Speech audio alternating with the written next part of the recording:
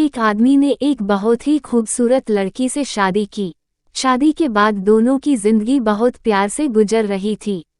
वह उसे बहुत चाहता था और उसकी खूबसूरती की हमेशा तारीफ किया करता था।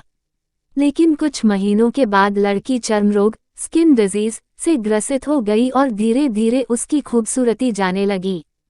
खुद को इस तरह देख उसके मन में डर समाने लगा कि यदि वह बदसूरत हो गई तो उसका पति उससे नफरत करने लगेगा और वह उसकी नफरत बर्दाश्त नहीं कर पाएगी। इस बीच एक दिन पति को किसी काम से शहर से बाहर जाना पड़ा। काम खत्म कर जब वह घर वापस लौट रहा था, उसका एक्सीडेंट हो गया। एक्सीडेंट में उसने अपनी दोनों आंखें खो दी, लेकिन इसके बावजूद भी उन दोनों की जिंदगी सामान्य तरीके से आगे बढ़ती रही। समय गुजरता रहा और अपने चर्मरोग के कारण लड़की ने अपनी खूबसूरती पूरी तरह गंवा वह बदसूरत हो गई, लेकिन अंधे पति को इस बारे में कुछ भी पता नहीं था।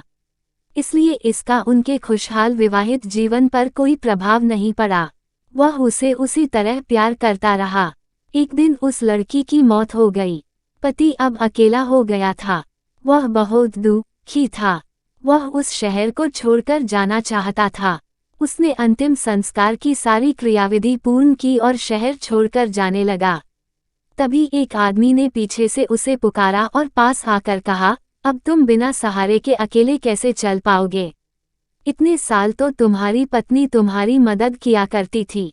पति ने जवाब दिया, दोस्त, मैं अंधा नहीं हूँ, मैं बस अंधा होने का नाटक कर रहा था, क्योंकि यदि मेरी पत्नी को पता चल जाता कि मैं उसकी बदसूरती देख सकता हूँ, तो यह उसे उसके रोग से ज्यादा दर्द देता।